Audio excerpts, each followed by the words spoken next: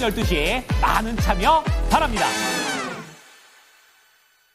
네, 오늘도 여러분들의 경제적 자유를 위해서 한 발짝 다가가는 저는 이대리 이윤지입니다. 오늘 양대 증시 보합권 수준에서만 거래를 마치면서 다소 아쉬운 흐름을 보여줬는데요.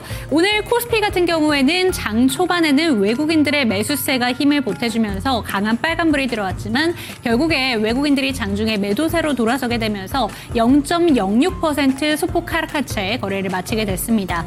반면에 그래도 코스닥 같은 경우에는 강보합은 유지하면서 거래를 마치게 됐는데 오늘 시장에서 시장에 주목한 세 가지 키워드 바로 한번 만나보시죠. 네, 첫 번째 수익 봉투의 키워드는 전력 인프라 관련해서 살펴보도록 하겠습니다. 사실 이 섹터 같은 경우에는 올해 초에 주가가 참 많이 밀려 내려갔었죠. 하지만 요새 실적을 확인하고 나니까 실적이 여전히 탄탄하다라는 것이 확인이 되고 있습니다. 그런데 오늘 같은 경우에는 또 젠스당 CEO의 말이 또 영향을 끼쳤다라고 볼 수가 있는데요. 젠스당 CEO가 AI 생태계 확대를 언급하게 되면서 다시 한번 데이터 센터라던가 전력 확충에 대한 모멘텀이 붙기 시작했습니다. 전력 인프라 관련된 종목들 오늘도 강세를 보이게 됐는데 어떤 대응 전략이 필요한지 이 시간 체크해 보시죠. 두 번째 수익 봉투의 키워드로 넘어가 보도록 하겠습니다.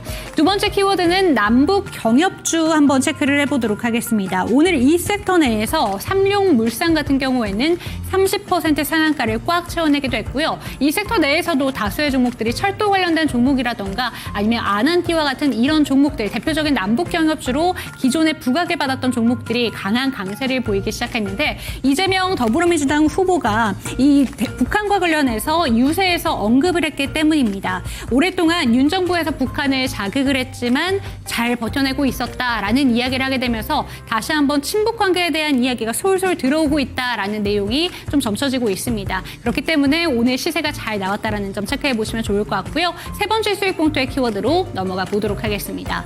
세 번째 키워드는 지주사 키워드 한번 체크를 해보도록 하겠습니다. 오늘 이 섹터 내에서 신고가를 간 종목들이 6가지 종목이나 있었는데요. 현대 GF홀딩스, 영원무역홀딩스, 콜마홀딩스, 원익홀딩스, SNL홀딩스, 여기에 쿠코홀딩스까지 모두 다 신고가를 기록을 했습니다. 그리고 넥센이라던가 두산 같은 경우에도 오늘 강한 강세를 보여주기 시작했는데 새 정부가 출범을 하게 된다면 다시 한번 상법 개정에 대해서 이야기가 나올 것이다. 그리고 지금 시장이 주도주가 살짝 위축되다 보니까 새로운 투자처로 이쪽으로 쏠려가고 있다라는 기사들도 전해지고 있습니다. 지주사 관련된 대응 전략까지 이 시간 풀어보도록 하겠습니다.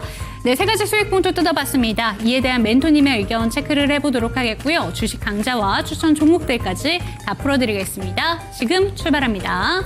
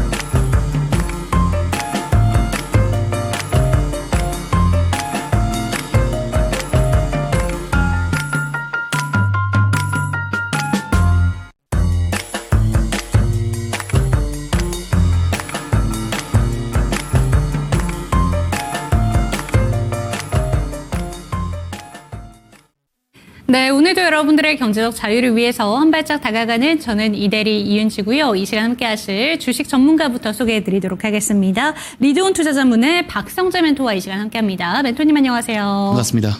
네, 오늘 시장은 어떻게 보셨을까요? 우선 지금 시장 이야기를 할 때 아무래도 그 미국 신용등급 이야기를 안 하면 안 될 것 같아서 우선 무디스에서 사실 무디스가 원래 미국을 굉장히 좋게 보는 네. 신용평가사인데 이번에 신용등급 하락을 했습니다. 강등을 시켰는데 근데 사실 시장에서는 충격이 조금 제한적일 것이다라는 게 지배적인 의견이죠.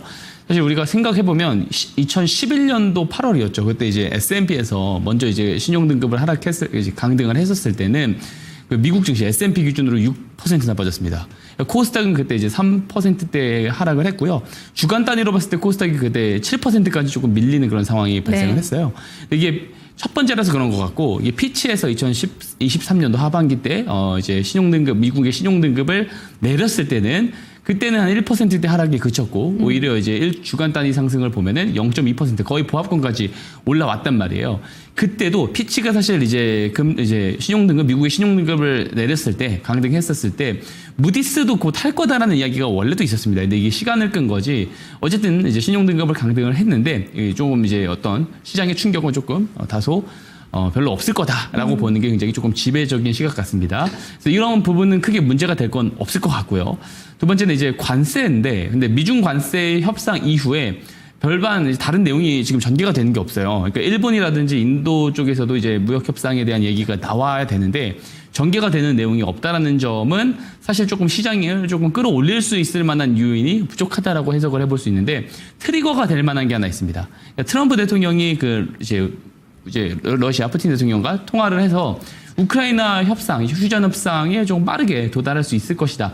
물론 이분이 조금 말을 워낙에 조금 앞서서 하는 경향이 조금 있긴 한데 어쨌든 이게 만약 현실화가 된다면 시장의 상승 트리거로 작용할 가능성이 저는 매우 높다라고 봐요. 네. 왜 그러냐면 이게 단순히 전쟁이 종결된다 이런 문제보다 공급망이 진짜로 진작이 될 수 있거든요. 그래서 지금 인플레이션에 대한 부분들 때문에 사실 연준 인사들이 굉장히 보수적인 금리 인하 스탠스를 취하고 있단 말이에요. 그래서 이런 게 어떤 분위기가 크게 바뀔 수가 있는 겁니다. 그래서 그렇게 됐을 경우에는 시장의 상승 트리거가 될 수 있다라는 거. 그리고 이제 유의미한 것은 이번에 미국의 신용등급 하락과 무관하게 외국인 투자자들이 국내 시장에서 그렇게 큰 폭으로 매도를 하지 않고 있다는 점이에요. 순매도가 규모가 크지 않다라는 거고 특히 오늘 코스닥 쪽에서는 오히려 순매수가 들어왔습니다. 그렇죠. 예, 그래서 그동안에 조금 이제 시장의 상승 요인이 부족했었던 상황과 더불어서 미국의 신용등급 하락으로 지수 하락은 만들어지면서 종목들이 저는 이제 최근에 과열이었다라고 이야기를 들었습니다. ADR 이야기 들으면서. 근데 이제 과열권에서 조금 벗어나는 그림이에요. 그래서 오히려 좀 적극적으로 다시 공격적으로 매수를 해도 좋은 지점이 또 다가오고 있다. 이렇게 조금 생각을 합니다. 또 오늘 보면은 뭐 재생에너지는 또 정책 때문에 올라갔고 전력 설비 쪽이라든지 뭐 K뷰티 쪽도 오늘 동반해서 강세를 보였는데 이쪽에서 계속해서 좋은 흐름 가져갈 가능성이 높다라고 보고요. 지금 시장의 트렌드가 어떻게 움직이는지를 잘 체크할 필요가 있습니다. 커다란 이제 업종별 트렌드라든지 뭐 종목별 트렌드라든지 이런 것들을 잘 쫓을 필요가 있어요. 그래서 똑똑한 돈이 어디로 흘러 들어가는지 이런 것들을 잘 보는 눈이 매우 중요하다. 그거 제일 잘하는 사람이 누굽니까? 저 박성재 전문가라고 저는 생각을 합니다. 왜냐하면 이제 잠시 후에도 제가 이제 또 공략주들 그동안 드렸었던 거 리뷰를 드리겠지만 계속해서 상위 랭크가 바뀌고 있거든요. 이제 200% 넘는 수익. 그러니까 이게 실제로 제가 1차 목표가 도달하고 2차 목표가 도달할 때마다 10% 20%만 매도를 하면 된다라는 이야기를 드렸어요. 그러면서 최종 목표가까지 지금 계속 끌고 갈 수 있게끔 분명히 방송에서 이야기를 드렸고 지금 이제 그 중에서 200% 넘어가는 종목들이 실제로 발생을 하고 있습니다. 자, 이런 수익들을 이런 시장에서 잘 취한을 해서 가져갈 수 있으려면 저 박성재 전문가랑 끝까지 함께 하시는 게 중요하다. 요 말씀드리고요. 방송 끝에 제가 또 공략주 소개 드립니다. 끝까지 시청 당부드리도록 하겠습니다. 네, 오늘도 박성재 멘토와 함께 시장에 대한 다양한 흐름들 체크업하고 싶다라는 생각이 드시는 분들이 있으시다면 이 방송 말미까지 집중해 주시면 좋을 것 같고요. 저희가 QR코드 한 가지 안내 도와드리도록 하겠습니다. 하단에 보이는 QR코드 카메라 갖다 대시면 링크 하나가 뜹니다. 그 링크를 통해서 들어오시면 시장 전반적인 이야기 체크하실 수 있으니까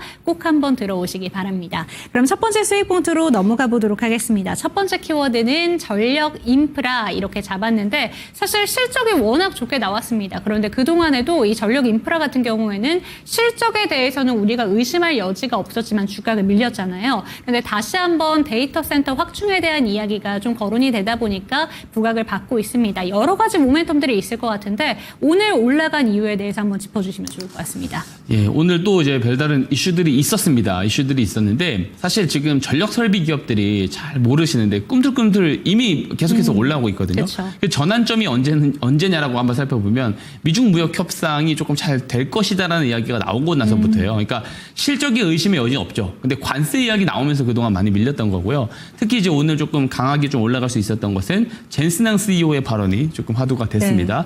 컴퓨텍스 2025 대만에서 열린 컴퓨텍스 2025에서 기조연설에서 엔비디아를 AI 인프라 기업이다라고 명확하게 지정을 했어요. 이거 처음 언급하는 거거든요. 인프라 기업이라고 언급하면서 AI 인프라에 필요한 공장으로 데이터 센터를 언급을 했습니다. 근데 데이터 센터를 넘어서 가지고 AI 공정이 필요하다. AI 공장이 필요하다라는 이야기를 했습니다. 그러면서 AI 공장이 AI 팩토리가 나중에는 이 규모가 수조 달러입니다. 수조 달러 원대 산업으로 굉장히 크게 클 수가 있을 것이다. 만약에 이제 그렇게 되면 엔비디아가 이야기하고 있는 이 생태계 상황에서 엔비디아와 같이 이제 협업을 하고 있는 기업들이 수혜를 볼 수가 있잖아요. 그래서 국내에서 뭐 SK 하이닉스, 오늘 SK 하이닉스가 또 이제 장중에 좀 빠지긴 했습니다만 어쨌든 좀 강한 흐름을 계속해서 보이고 있는 상황이고 이 흐름은 좀 저는 지속될 거라고 봅니다. 그리고 이 밑에 있는 서플라이 체인, 밸류 체인 기업들까지도 조금 낙수 효과를 받을 수가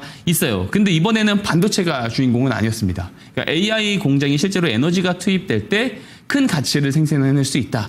결국에는 데이터 센터의 산업의 본질적인 성장이 어디서 나오냐면 전력에서 나온다. 이거 이제 젠스낭 CEO가 직접 강조를 했거든요. 그러다 보니까 오늘 반도체보다는 전력 쪽이 조금 더 강한 흐름을 보이는 모습을 보여주기도 했습니다. 그러니까 AI 인프라 쪽에 가장 중요한 게 전력망이다. 이건 사실 제가 작년부터 계속해서 방송에서도 이야기를 드렸었던 거거든요. 그래서 그런 것들에 대해서 계속해서 이야기를 드려왔는데 AI 인프라 쪽, 뭐 클라우드 쪽이라든지 데이터 센터에 투자하는 빅테크 투자 규모가 계획이요. 작년 대비 40%가 늘었습니다. 실제로 그 아마존 같은 경우는 1,052억 달러 투자 규모를 발표를 했고요.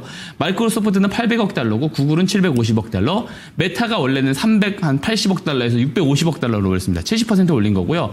통합적으로는 40% 정도 올렸다 볼 수가 있는 거예요. 실제로 굉장히 많은 데이터 센터가 들어갈 테고 그러면 확장이 될 테고 거기에 많이 들어가는 이제 반도체 고가형 칩셋들 많이 들어갈 겁니다. 그러면 결국에 이 낙수 효과로 이어지면서 뭐 전력망 쪽이라든지 반도체 쪽이 꾸준히 저는 좋은 그림을 중장기적으로 가져갈 수 있다라고 저는 생각을 해요. 그리고 뭐 사실 이것뿐만 아니죠. 지금 선진국들이 전력막이 노후화가 많이 돼 있다. 제가 미국 이야기 많이 드렸는데 유럽도 마찬가지입니다.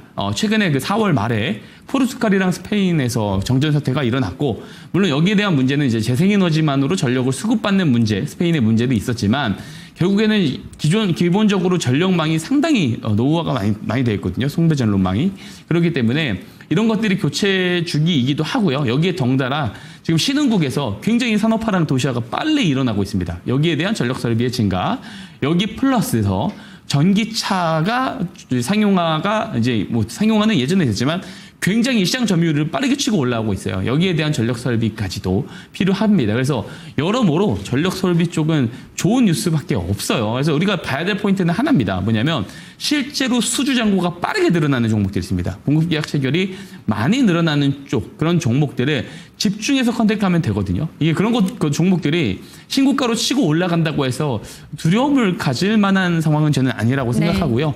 단연간의 성장 2035년까지 연평균 좀 제법 커다란 성장이 저는 매년 지속될 거다라고 생각을 하기 때문에 다소 완만하게라도 결국에는 올라갈 것이다. 그러니까 시장이 어떤 변수가 있지 않는 이상은 매크로에 대한 어떤 리스크가 확대되는 국면을 제외하고는 오히려 그때는 매수 기회가 될 수 있겠죠. 그래서 전력 설비 쪽은 꾸준히 좋게 보는 것이 맞다. 이렇게 말씀을 좀 드려보도록 하겠습니다. 네, 전력 인프라 오늘만 강했던 건 아닙니다. 멘토님께서 이야기해 주신 것처럼 이미 꿈틀꿈틀 거리고 있었던 섹터였는데 오늘 한 번 더 시장에서 이슈가 있었기 때문에 부각을 받았다라는 점 체크해 보시면 좋을 것 같습니다. 충분히 저점 매수할 수 있었던 기회가 있었을 텐데 이런 점이 아쉽다라는 생각이 드신다면 저점 매수의 신호를 포착해주는 스마트 머니 기법 다운받아 보셨으면 좋겠습니다. 하단에 보이는 QR코드 카메라 갖다 대시면 링크 통해서 들어오실 수가 있고요. 스마트 머니 기법도 챙겨가시고 다양한 선물까지 챙겨가시기 바랍니다. 두 번째 수익 포인트로 넘어가 보도록 하겠습니다. 이번 키워드는 남북 경협주 이렇게 잡아봤는데 사실 상한가 종목이 오늘 이쪽에서 나오기도 했었고 오늘 뭐 뉴스를 찾아보면 그다지 부각받을 만한 내용은 크게 나오진 않습니다. 하지만 이재명 후보에 대한 이야기가 좀 관련돼서 거론이 되고 있는데 이쪽도 워낙 테마주의 성격이 강하잖아요. 맞습니다. 들고 계신 분들은 어떤 전략이 필요할까요?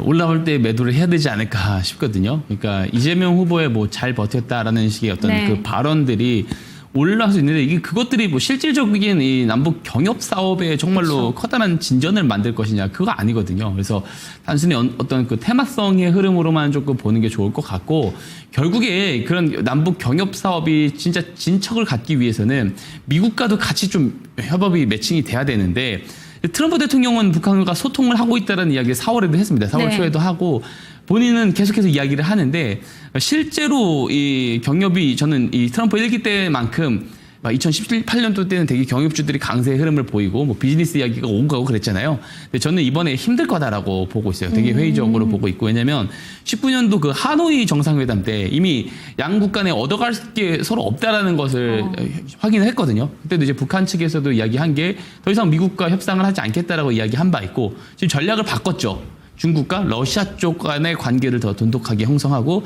그쪽과 이제 조금 더 관계를 우선하는 그런 그림이 나오고 있는 것이 사실이고 그리고 트럼프 행정부 입장에서도 마찬가지입니다. 해결해야 될 게 상당히 많거든요.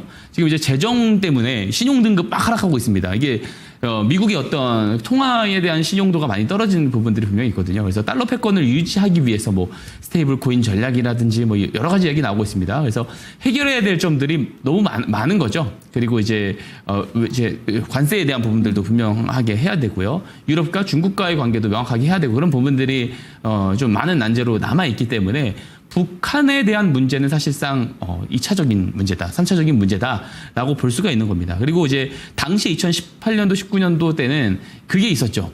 이제 그 올림픽, 동계 올림픽이 있었기 때문에 그걸 명분으로 뭐 인도적 지원 이야기라든지 오고 갈 만한 내용 건들이 있었지만 이번에는 그러한 특수성도 없다라는 거 말씀을 드리고 그리고 이제 오늘 철도주들이 조금 올라가는 네. 부분들이 있거든요. 이것도 정책 공약입니다. 이재명 그 후보가 그 이제 전국을 1시간대 생활권으로 통합할 수 있는 고속철도 체계를 전면 개표하는 내용에 대해서 이야기를 했고요. 그래서 이게 뭐냐면 시속 400km 초고속 열차. 지금 이제 SRT나 KTX 같은 경우 260km가 한계거든요. 그래서 이 60km 이런 어떤 400km까지 더 증가를 하기 위해선 노선이 지금 최근에 원래는 330까지 나가다가 노선이 자꾸 이탈이 되는 상황들이 벌어졌잖아요. 그래서 실제로 노선, 선로, 궤도, 뭐 신호, 통신 이런 거 다 한번 갈아엎어야 됩니다. 그래서 이것 때문에 사실 철도 관련 종목들이 오늘 인프라 관련 종목들이 많이 올랐었던 부분들이 있고 실제로 이것들은 만약에 정부에서 자금 집행을 한다라고 했을 때 수혜를 볼 수 있죠. 근데 이제 보통 우리가 철도주들이 올라가면 경협주랑 조금 성격이 같게 보는 경우가 있어요. 왜냐하면 남북 경협 사업 이야기 나왔을 때 남북 철도 이야기가 나왔었기 때문에 뭔가 철도주들 가면 경협주들 가는 건가라는 어떤 그런 측면의 해석도 분명히 있거든요.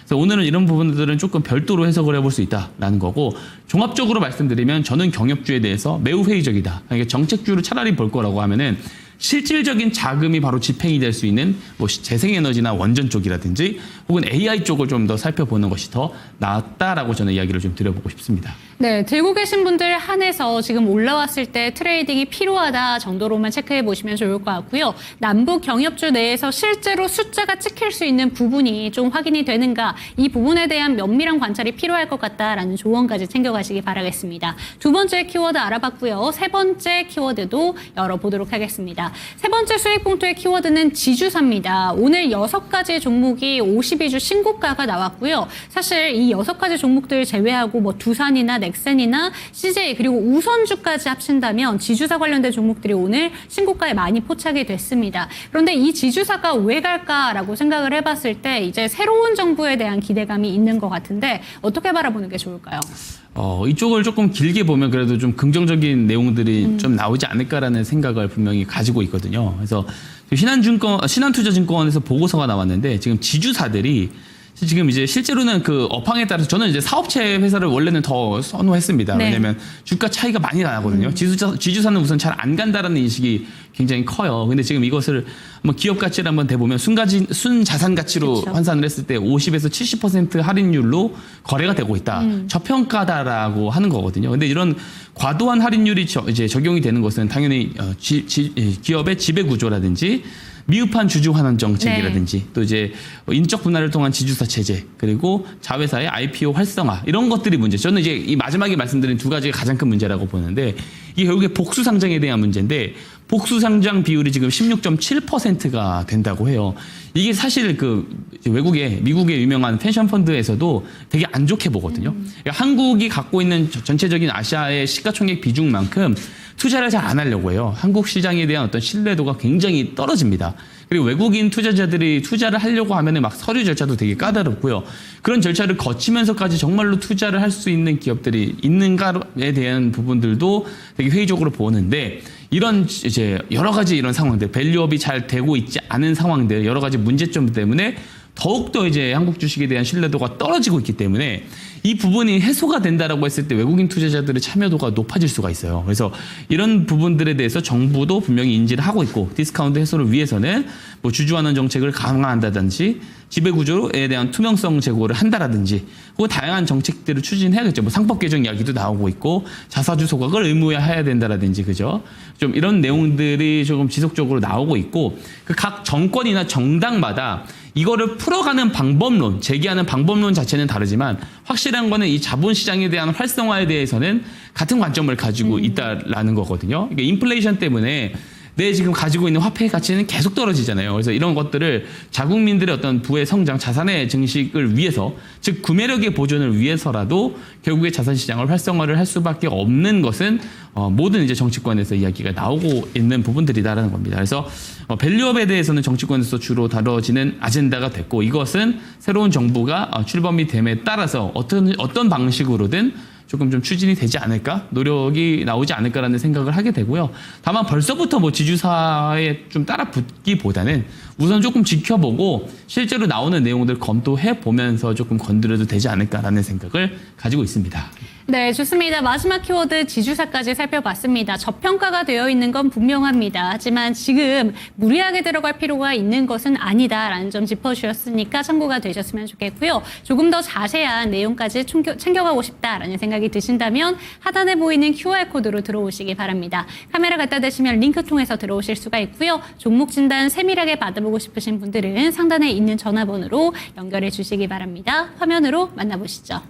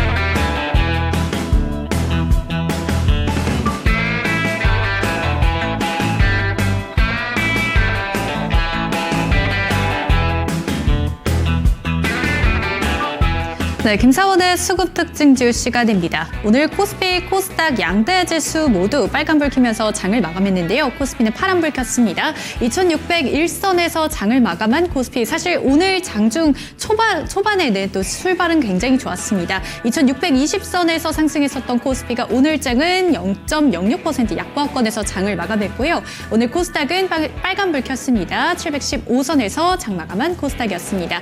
오늘 장 수급 특징자 함께 살펴보도록 하시죠. 먼저 외국인이 코스피에서 담아갔었던 종목 먼저 함께 살펴보도록 하겠습니다. 네, 오늘 장에서는 사실 주인공이 굉장히 많았습니다. 그중에 한 종목 두산 에너빌리티 함께 살펴보도록 할까요? 원전주들 오늘 강한 시세를 보여줬습니다. 두산 에너빌리티 같은 경우에 7.51% 빨간불 켜면서 외국인의 순매수 1위 종목으로 이름을 올렸는데요. 오늘 장 이런 소식이 함께 들려왔습니다. 독일에서 탈원전을 이제는 철회하겠다라는 소식과 함께 원전주들의 강한 시세를 또 불어넣게 됐습니다. 이에 따라서 오늘 두산 에너빌리티 또 신고가까지 썼다는 점 함께 체크하시면 되겠습니다.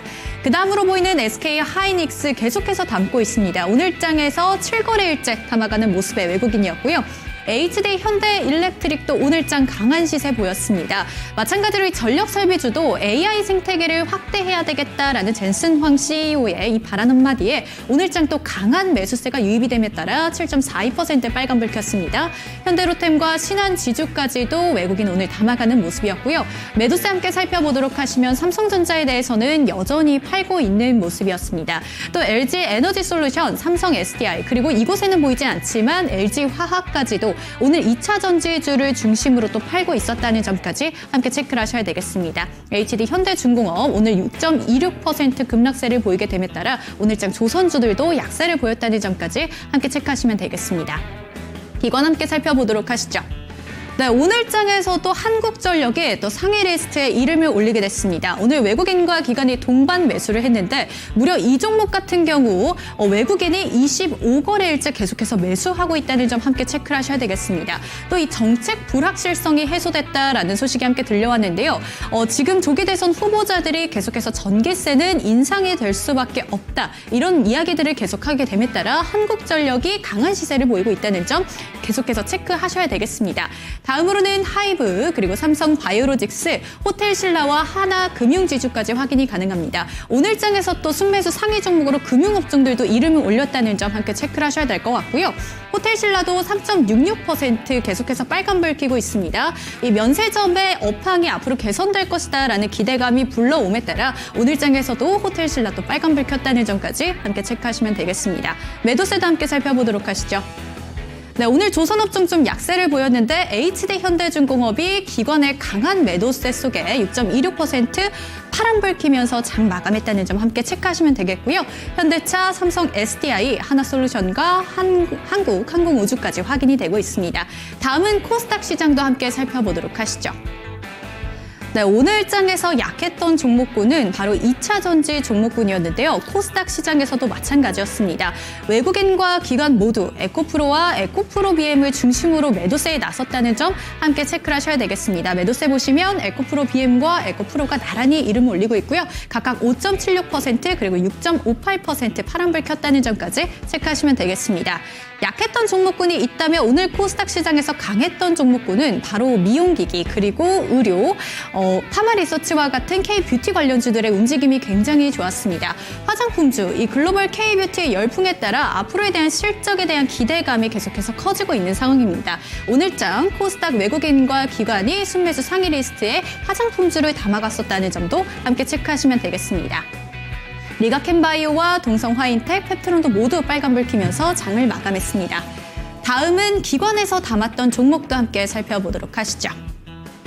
네, 오늘 기관에서도 마찬가지였습니다. 그리고 제약바이오 종목과 K뷰티 관련된 종목을 함께 담아가고 있는 모습이었는데요. ABL바이오와 리가켄바이오, JYP엔터와 실리콘2, 알테오젠을 담아가고 있는 기관의 모습이었습니다. 오늘장 실리콘2는 11.65% 급상승세를 보이기도 했다는 점 함께 체크하시면 되겠습니다. 여기서 살펴볼 종목, 오늘 상장한 종목이죠. 바이오비주입니다. 바로 메디컬 에스테틱 기업으로 유명한 바이오비주인데요. 오늘장의 공모가가 9,100원이었습니다. 하지만 장중에는 170%를 또 터치를 하기도 했었는데 결국에는 101.98%로 빨간불 켜면서 장을 마감했다는 점 함께 체크하셔야 되겠습니다. 요즘 상장한 신규 종목들을 기관과 외국인은 당일날 가장 큰 매도세를 보이고 있다는 점도 가장 큰 특징입니다. 이 점도 함께 체크하시면 될 것 같고요. 클래시스와 대주전자재료, GNC 에너지와 에코프로 BM까지 기관이 강한 매도세를 출회했다는 점 함께 체크하시면 되겠습니다. 네, 이상 김사원의 수급 특징주 시간이었습니다.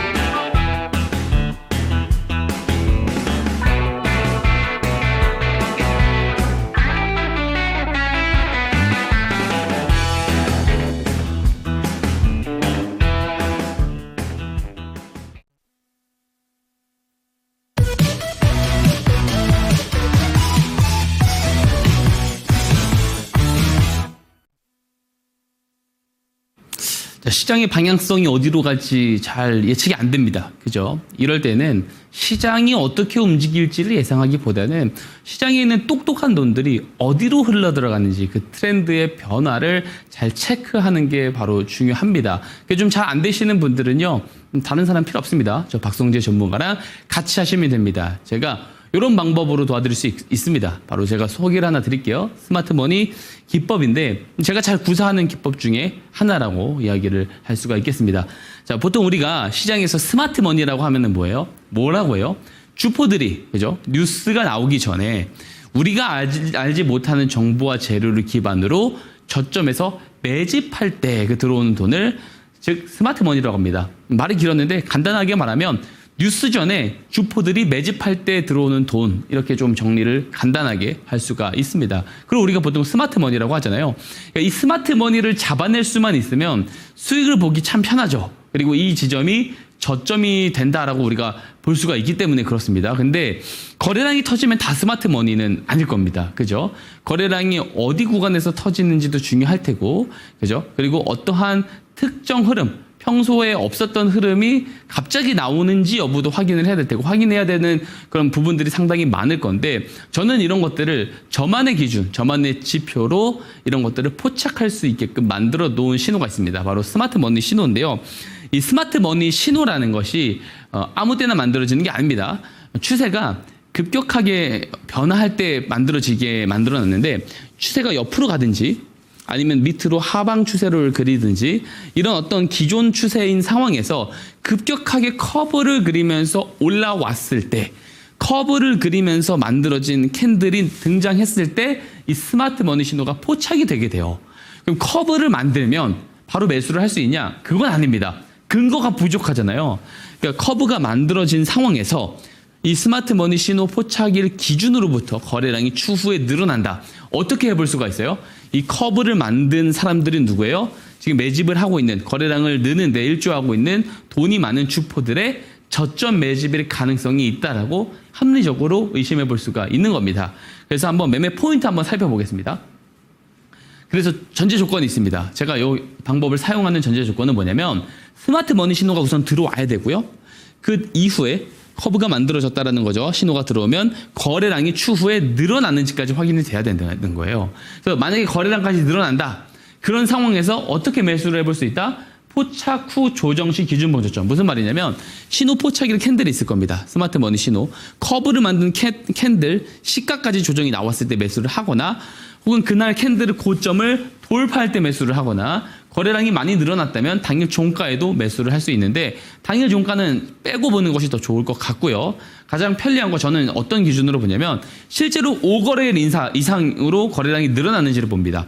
아, 정말로 저점에서 많은 매집들이 일어나고 있는지를 보는 거예요. 그래서 그런 기준들이 완성이 됐다면 매수 조건에 해당이 된다라는 거고 저 같은 경우는 손절도 명확하게 합니다. 제가 제일 중요하게 생각하는 게 뭐냐면 손익비거든요. 그러니까 대부분의 개인 투자자들이요, 이 손익비에 대한 중요성을 잘 모르고 거래를 합니다. 그죠? 왜냐하면 플러스 5%, 10%는 되게 잘 견디거든요. 보면은. 근데 개인 투자자들이 가장 못 견디는 게 뭐냐면, 가장 잘 견디는 게 뭐냐면 마이너스 10%, 20% 잘 견딥니다. 근데 플러스 5%는 잘 못 견딥니다. 자, 초심자의 행운이라는 말이 있잖아요. 플러스 20, 30%는 초반에는 다 한번 먹어봤던 경험이 있습니다. 근데 플러스로 전환됐다가 이게 다시 마이너스로 전환되는 그런 경험들을 여러 번 하다 보면 어떻게 되겠어요?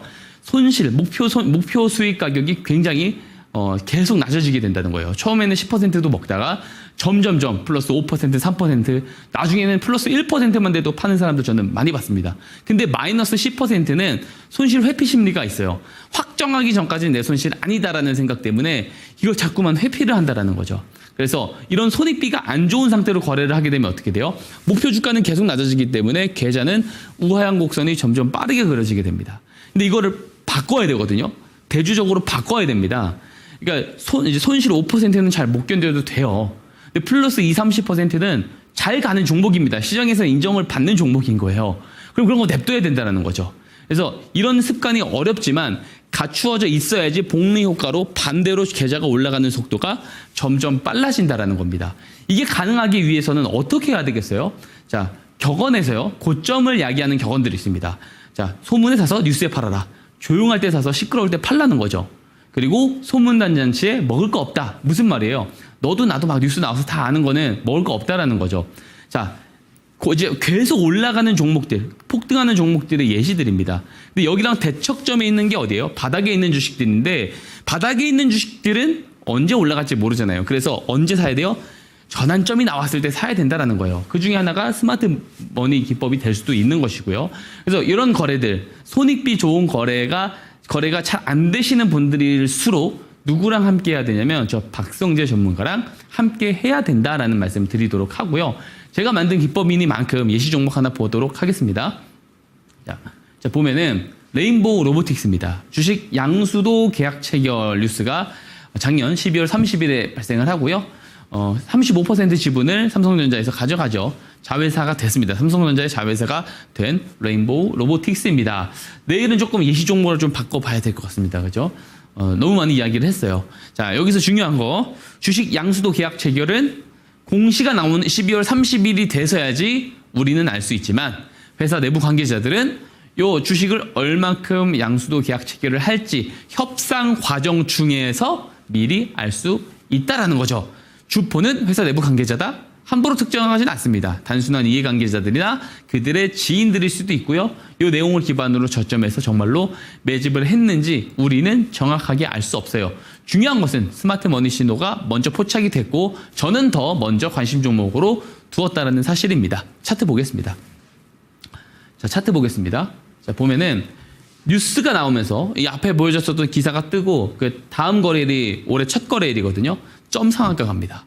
폭등하죠. 스마트 머니 신호는 그 이전이 두 번이나 먼저 포착을 해줘요. 11월 7일, 12월 24일에 포착을 해주고요. 최초 포착일 제가 뭐라 그랬죠? 주포들의 매집이 시작한 날이다. 이제 제가 전환점이 나온 날이다. 라는 말씀 드립니다. 전환점이 있기 전에는 거래량이 없어요. 전환점이 만들어지고 추후에 거래량이 들어오죠. 이럴 때 매수하면 된다라는 거고요. 그 다음에 폭등 나왔을 때 계속해서 분할 매도를 해가는 겁니다. 뭐 15% 올라갈 때마다 조금씩 10%, 20%씩 덜어내면서 보면 되는 거고 손절 추세선인 노란 추세선을 깨지 않고 이렇게 잘 올라간 모습이다. 제가 손익비 말씀드렸잖아요. 만약에 호재가 뜬 날 악재가 떠서 손절 추세선을 이탈을 하죠. 그러면은 마이너스 5%밖에 안 됩니다. 근데 올라갈 때는 이렇게 폭등이 나오는 거죠. 물론 요 신호를 갖고 있다 해서 이런 기법이 이런 매매가 바로 가능하다라고 이야기 드리는 게 아니에요. 물론 여기서 경험치적인 요소가 더 더해져야 되겠지만 가장 중요한 건 뭐냐면 어떠한 특정한 지표나 기준을 가지고 거래할 때 손익비가 가장 좋은 거래를 해야만 한다는 거예요. 손익비가 좋지 않으면 승률이 아무리 좋으면 뭐합니까? 그죠? 10번 중에 7, 8번 이겨도 2, 3%로 이기다가 두세 번 졌을 때 마이너스 10%로 지면 좋은 거 아니잖아요. 그죠? 그렇기 때문에 가장 중요한 건 승률보다도 뭐다? 손익비가 좋은 거래다. 요거를 꼭 명심하셔야 됩니다. 그리고 이런 거래가 잘 안 되시는 분들은 제가 계속 말씀드리잖아요. 저 박성재 전문가랑 함께 하면 됩니다. 제가 장중에 이 기법을 어떤 종목에 어떻게 활용해 볼 수 있겠다 이런 내용들을 실시간으로 다 공유를 드리기 때문에 저랑 함께 하시면 된다라는 말씀 드리고요. 자, 다음 예시 종목 보겠습니다. 실리콘2입니다. 실리콘2 최근에 제가 또 공략주를 소개해드려서 목표 주가도 뭐 도달을 하고 그런 종목인데 작년 1분기 때부터 어닝 서프라이즈가 나왔거든요. 작년 1월에 2022년도 전체 실적과 거의 비슷한 매출을 기록해요. 말 그대로 퀀텀 점프죠.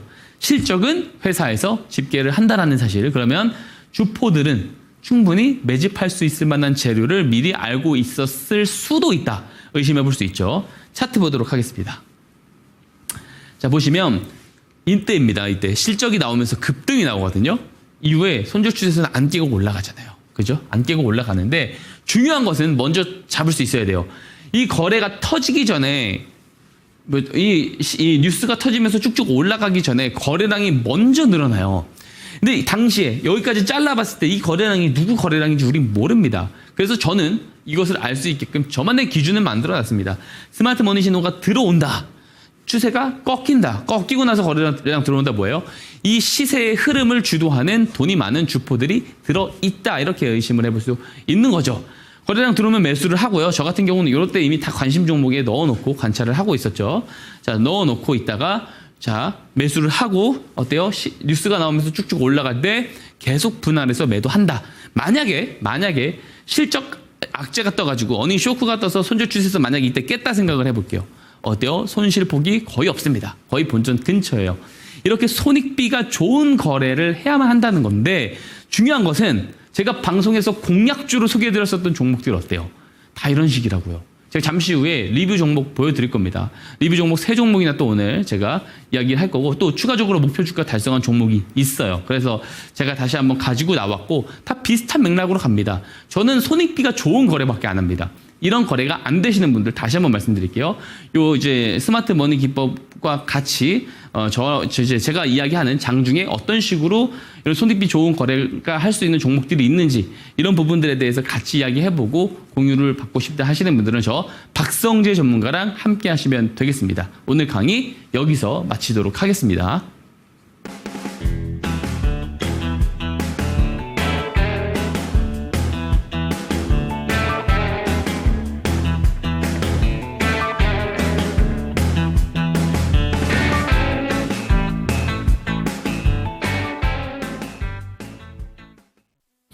네, 오늘도 박성재 멘토님의 스마트 머니 기법에 대해서 자세하게 들어볼 수가 있었는데요. 스마트 머니 기법 여러분들의 차트에 녹여보고 싶다라는 생각이 드시는 분들은 하단에 보이는 QR코드에 카메라 갖다 대시기 바랍니다. 그리고 링크를 통해서 들어오셔서 스마트 머니 기법 신청합니다 남겨주신다면 선착순으로 다 제공이 되니까요. 참고가 되셨으면 좋겠고 그렇다면 그 기법으로 어떤 종목들이 수익률을 잘 내고 있는지 수익률 탑5 종목 만나보도록 하겠습니다. 네, 쌈즈엔터가 또 한 번 일을 냈습니다. 230.33% 이렇게 수익률을 보여주고 있고요. 로보티즈도 200%를 넘겼죠. 그리고 하나오션, 그리고 BHI, 유라클까지 이렇게 이름을 올렸는데 오늘 들고 오신 종목은 우진입니다. 일단 리뷰 종목으로 바로 한번 만나보도록 할 텐데요. 1차 목표가를 도달을 했고 이 종목이 4월 29일에 추천을 받았죠. 어떻게 들고 가는 게 좋을까요? 원전입니다. 원전은 제가 계속해서 좋게 이야기를 하고 있습니다. 그죠? 그리고 스마트 머니법으로 제가 잡아내고 저는 이제 큰 트렌드도 같이 보기 때문에 더 올라갈 수 있는 종목들을 가지고 나와서 공략주로 소개를 드렸다라고 생각을 합니다. 그래서 저는 더 갈 거라고 보고 있고요.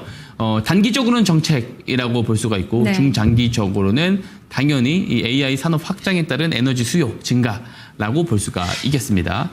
자, 차트 한번 볼게요. 차트 보면은 스마트 머니 신호 같은 경우는 4월 15일에 포착이 됐고 제가 이제 말씀드렸었던 저만의 기준 그대로 신호가 뜨고 거래량이 바로 늘어났어요. 바로 늘어납니다. 제가 이제 그 하얀색 네모 박스로 표시를 해놨잖아요. 실제로 좀 늘어난 거 보이시죠? 그래서 4월 29일에 공략주로 저는 소개를 드렸고 그때 이야기 드렸던 거 정책 모멘텀과 중장기적인 성장 모멘텀이 같이 있다. 그렇기 때문에 나는 좋게 본다라고 네. 이야기 드렸고 당연히 이제 올라가기 시작을 했기 때문에 저는 더 추가적으로 올라갈 수 있다라고 생각을 합니다. 근데 지금 변동성이 커지는 구간이라서 만약에 8,500원 막 근처까지 다시 내려오면은 저는 신규 매수도 가능하다라는 생각을 하고요. 당연히 다음 목표가 제시 드려야겠죠. 다음 목표가는 제가 10,000원까지 좀 제시를 드리도록 하겠습니다. 네, 우진에 대해서 먼저 살펴봤습니다. 1차 목표가 넘기면서 20% 가까운 수익률 보여주고 있는데 2차 목표가로는 10,000원 제시가 됐으니까요. 참고가 되셨으면 좋겠습니다. 그리고 두 번째 리뷰 종목으로 넘어가 보도록 하겠습니다. 이제 이 신재생 관련된 종목으로 한 가지 종목을 살펴보도록 할 텐데 SK 이터닉스가 2차 목표가를 달성해냈습니다. 현재까지 수익률은 30% 가까이 바라보고 있는데요. 추가적인 목표가를 바라봐야 될까요? 추가적인 목표가도 제가 당연히 제시를 좀 드려야 될 것 같고 이게 약간 원전이랑 좀 비슷하거든요. 그러니까 재생에너지가 원전이랑 좀 저는 걔를 같이 한다라고 네. 생각을 합니다. 물론 이번에 대선 토론에서 각 후보들 간의 어떤 중점적인 에너지, 그러니까 다 그쵸. 허용을 해야 되지만 중점적으로 봐야 되는 게 어떤 건지에 대해서는 다 말이 바뀌긴 하지만 사실 결국에는 그런 거거든요. 지금 AI 데이터 센터는 기존 데이터 센터보다 전력을 6배나 많이 먹고 그리고 실제로 AI 데이터 센터 쪽에서 2030년까지 전력 수요가 지금 대비 4배나 늘어난다고 네. 하거든요. 그럼 이거를 기존의 그 화석연료 에너지로 대체한다라고 하면 어떻게 되겠어요? 탄소 배출 문제가 분명하게 발생을 한단 말이에요. 그래서 이런 것들을 없애기 위해서 그럼 재생에너지만 결국에 또 사용할 수 있는 것도 아니지만 이쪽 시장도 굉장히 더 크게 확장을 해야 됩니다. 결국에 AI 산업의 성장은 재생에너지와 원전 산업의 성장과도 같이 맞물리는 그런 경향이 있는 거예요. 그래서 그런 부분에서도 우리가 중장기적인 어떤 성장 모멘텀을 같이 볼 수 있고 SK 이터닉스는 그뿐만 아닙니다. 지금 ESS 쪽에 대해서 미국에서 이미 기술력 검증 받았습니다. 그래서 미국에 대한 어떤 산업 진출을 더 확고히 할 수 있고 지금 ESS 쪽에서 나오는 매출 비중이 크지 않거든요. 10%가 채 안 돼요. 근데 여기에서 또 업사이드 요소가 분명히 있을 거라는 거죠. 그러니까 단순히 재생에너지 쪽, 물론 풍력 쪽에서 굉장히 많은 이익이 나오고 있습니다. 수주 잔고도 뭐 벌써 5천억 가까이 쌓여 있고요. 그러다 보니까 여러 이제 실적이 증가할 만한 요소는 많은데 그뿐만 아니고 ESS 쪽에 대한 추가적인 업사이드 요소도 같이 있다. 그래서 실적이 너무 탄탄하게 잘 증가를 하고 있는 기업이기도 하고 좀 길게 봐도 좋은 종목이 또 SK 이터닉스 종목이다라고 말씀을 드릴 수 있고 차트 보면은 네. 스마트 머니 신호 4월 21일에 뜨고 스마트 머니 신호가 뜨고 나서 거래량이 늘어나는 4월 22일에 공략주를 소개해 드렸습니다. 가잖아요. 그러니까 저 밑에 시가 아래로 크게 밀려가지고 올라왔었던 날 있죠. 저 넥스트레이드 거래소 캔들이라 의미 없습니다. 저거는 절대 추세가 깬 게 아니에요. 그래서 추세 안 깨고 쭉 올라갔다라는 겁니다. 자, 이런 거 이렇게 모멘텀도 잘 보고 진짜로 저점에서 돌아 올라오는 그 전환점. 저는 주식에서 롱런 하는 사람들은 전부 다 이 트렌드의 전환점을 잘 보는 사람들이 공통된 특징이거든요. 그거 제가 정말 잘합니다. 그래서 제 기준을 이렇게 스마트 머니 기법으로 설명을 드리잖아요. 그래서 저랑 꼭 같이 하시는 게 좋다. 이런 것들을 실제로 수익률을 취한할 수 있다. 이 말씀을 드리도록 하겠습니다. 네, 그러면 지금 SK 이터닉스에 대해서 3차 목표가와 지금도 들어가도 괜찮은 건지 다시 한 번만 얘기해 주시죠. 자, 지금 들어가기보다는 조정이 나왔을 때 다시 한번 21,000원 이하로 떨어졌을 때 매수 포인트로 좀 봤으면 네. 좋겠고 지금 현재 다음 목표가를 제시 드려보자면 28,000원까지 조금 높게 제시 드려보도록 하겠습니다. 네, 3차 목표가 제시가 됐습니다. 28,000원까지 홀딩해 보시고요. 21,000원 밑단까지 내려왔을 때는 신규 진입도 가능하다는 점 기억해 보시기 바랍니다. 마지막 리뷰 종목으로 넘어가 보도록 하겠습니다. 오늘도 52주 신고가를 또 기록을 했죠. 로보티즈가 이제 최종 목표가가 제시가 됐는데 6차 달성 수익률 224%. 아직 최종 수익률은 최종 목표가는 도달하지 못했단 말이에요. 그런데 오늘 다시 한번 들고 오신 이유가 지금도 가능하다라고 보시는 건지 어떻게 보시는 걸까요? 단기적으로는 가능하다 말씀을 드리는데 사실 제가 이제 공략주를 소개해드린 날이 12월 27일이거든요. 네. 그 다음날 매수할 수 있는 가격이 22,250원이었습니다. 네. 근데 지금 뭐 오늘 장중에 이제 대체 거래소긴 하지만 장중에 71,500원까지도 좀 들어왔다가 지금 떨어져서 지금 6만 원대 지금 네. 또 중반에 형성이 돼 있죠. 저는 이게 호재 이야기를 너무 많이 들어서 할 말이 없을 것 같습니다. 근데 이게 정말 가능하다라는 거거든요. 중요한 거. 차트 한번 볼까요? 자, 제가 언제 공략을 드렸어요? 11월 19일에 스마트 머니 신호 아래 두 번 포착이 돼 있죠. 녹색 기둥 표시입니다. 거래량 늘어날 때 12월 말에 공략주로 소개 드렸던 겁니다. 자, 이게 정말 가능하다 했고 정말 중요한 거는 4월 달에 이미 100% 수익이 나오는 상황에서도 제가 뭐라고 했어요? 계속 매수가 그쵸. 가능하다. 계단식으로 올라갈 거다라고 저는 분명하게 말씀을 드렸습니다. 저 박성재 전문가랑 함께하는 거 뭐 돈 드는 거 아니잖아요. 스마트 머니 기법도 같이 공부해 보시고 장중에 어떻게 적용될 수 있는지 그냥 저랑 함께 하기만 하면 됩니다. 이런 수익률 다 도달할 수 있습니다. 어렵지 않습니다. 이게 제 주특기입니다. 말씀드릴 테니까 저랑 꼭 함께 하셨으면 좋겠습니다. 네, 마지막 종목 로보티즈까지 체크를 해봤습니다. 리뷰 종목이었고 최종 목표가 8만 원이 제시가 됐는데 넥스트레이드에서 7만 원까지는 올라온 종목이라고 하니까 단기적으로 접근은 가능하다는 점까지 체크가 되셨으면 좋겠습니다. 저점 매수의 신호를 제대로 포착하고 있습니다. 그 신호를 받아가시기 위해서 QR코드 통해서 들어오셔서 스마트 머니 기법 반드시 한번 받아가시고요. 오늘장 추천 종목 한번 체크를 해보도록 하겠습니다. 오늘은 또 어떤 종목 들고 오셨을까요? 자, 오늘은 SNT 모티브라는 종목을 제가 들고 왔습니다. 네, 그럼 자동차 쪽으로 이제 가는 건데 사실 자동차 말고 또 섹터별로 봤을 때 여러 가지 쪽에서 좀 영향은 있는 종목이긴 합니다. 예. 어떤 모멘텀을 가장 강하게 보시는지 이 종목에 대해서 한번 설명해 주시죠. 몇 가지 포인트가 있습니다. 하나씩 조금 살펴보도록 할까요? 자, 보면은 제가 가지고 왔는데요. 지금 매출 비중을 보게 되면 제가 나머지는 조금 가려놨습니다만 중요한 게 자동차 모터 쪽에서만 50%가 나와요. 현대랑 기아 쪽 그리고 GM, 포드 이쪽이 주요 고객사라고 볼 수가 있고 중요한 게 뭐냐면 이 현대차, 기아차가 또 미국의 최다 판매량을 올해 또 달성할 예정이기도 합니다. 거기에는 어쨌든 기본적인 캐시플로우 역할도 하지만 이게 이제 모터 쪽이 이제 현대 트랜스시스 헤어핀 방식의 구동 모터 수주를 이제 함으로써 향후에 트랜지스향 하이브리드 구동 모터 수주에 대한 가능성 여기 플러스 지금 현대차 자회사죠. 보스턴 다이내믹스의 어떤 2세대의 밸류 체인을 구축을 하면서 이쪽에 대한 액추에이터 모터 수주 가능성에 대해서도 이제 삼성증권 그 보고서를 통해서 이렇게 이야기가 나왔는데 이게 또 기대감 재료거든요. 이거 컨센서스에 반영 절대 안 됐습니다. 네. 그래서 이게 되게 만약에 이야기가 조금이라도 나온다면 정말 주가가 크게 올라가는 그런 상황이 올 수 있다라는 거. 그리고 방산 쪽에서 지금 6% 정도 매출이 나오는데 다음 페이지 보면 이렇게 소총입니다. 소총. 방위산업 쪽에 대한 소총인데 이쪽에 대해서도 꾸준한 수요가 지금 증가가 하고 있다라는 거. 그리고 이제 방위산업 관련해서는 제가 큰 모멘텀 이야기 들었을 때 미국의 어떤 그 개입이 적어질수록 이제 방산, 이제 여러 이제 자국들의 어떤 방위 체계의 증가에 대해서 이야기를 드렸습니다. 실제로 EU의 무기 획득 예산 제가 증가하는 거 이야기 드렸죠. 2030년까지는 무기 획득 예산이 전체 국방 예산의 40%에 육박할 거다. 우크라이나 러시아 전쟁 접견 지역에 있는 폴란드 같은 경우는 51%입니다. 그래서 그만큼 더 방위 산업에 대한 어떤 그 무기 획득 예산이 올라가면 올라갈수록 방산 사업을 하고 있는 기업들에게는 어쨌든 간에 이득이고 좋은 베이스가 될 수 있다는 거 말씀드리고요. 다음 페이지를 보면 이게 또 중요한데 영업이익이 이제 올해 좀 올라갈 거예요. 올라갈 거라고 보는데 중요한 게 이게 맨 위에 있는 빨간색 곡선이 가격 차트거든요. 맨 밑에 있는 이제 노란색 그 곡선이 자본총계입니다. 자본총계가 계속 올라가요. 무슨 말이냐면 PBR이 계속 떨어지고 있다라는 겁니다. 제가 앞에서 우리가 이제 수익봉투 이야기할 때 밸류업 이야기를 어떻게든 하긴 했습니다. 그렇죠. 이게 물론 지주사 이야기를 했지만 결국에 그 정부의 정책, 밸류업 정책은 저 PBR 종목들의 수혜로 연결이 될 수가 있는 거예요. 그래서 제대로 된 평가도 받을 수 있다. 그러니까 업사이드 기회까지 같이 있으면서 기존의 어떤 재무적인 평가도 다시 받을 수 있는 요소까지 같이 가지고 있는 겁니다. 그래서 양쪽을 다 같이 가지고 있기 때문에 좋은 종목이다라고 보여지고요. 자, 차트 볼게요. 자, 동일합니다. 스마트 머니 신호 들어오고 나서 거래량이 더 많이 늘어나는 모습들을 보여주고 있습니다. 저는 정확한 매수 기회다라고 저는 생각을 합니다. 그래서 내일 시초가 이하에서 매수 의견 드리고 1차 목표가 33,000원 그리고 손절가 27,000원이고요. 가장 중요한 것은 이런 종목들을 또 장중에 어떻게 포착을 해낼 수 있는지 저랑 같이 하는 겁니다. 스마트 머니 기법 뭐 받아가시는데도 사실 돈 드는 게 전혀 없습니다. 그냥 다 보내드릴 테니까 저는 이제 이야기 드리고 싶은 게 그거예요. 보는 것만 믿으세요. 보이는 것만. 제 말 믿을 필요 없습니다. 보이는 대로만 믿고 직접 검증하고 직접 활용을 해보셨으면 좋겠습니다.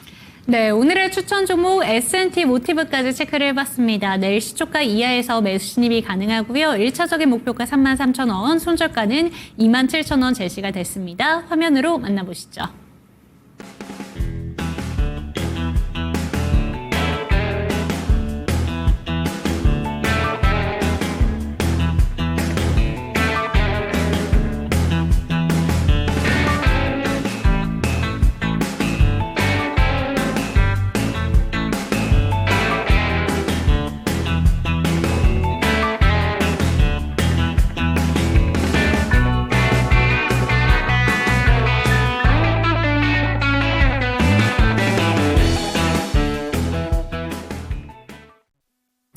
네, 수익률 탑5 종목 중에서 지금 화면을 통해 보신 것처럼 200%가 넘는 수익률을 자랑하는 종목이 두 종목이나 됩니다. 하지만 스마트 머니 기법이 뜨자마자 매수를 하신 분들이라면 이거보다 더 많은 수익을 누리고 계실 것 같은데요. 그런 수익을 누려보시기 위해서 반드시 QR코드를 통해서 들어오셨으면 좋겠습니다. 스마트 머니 기법 신청합니다. 남겨주신다면 다 제공이 되니까 꼭 한번 들어오시고요. 이 시간 마무리해보도록 하겠습니다. 종목에 대한 상승과 하락은 보장하지 않는다는 점 기억해 주시고 내일 이 시간도 저희 박성재 멘토와 함께 하겠습니다. 시청해주신 여러분 고맙습니다.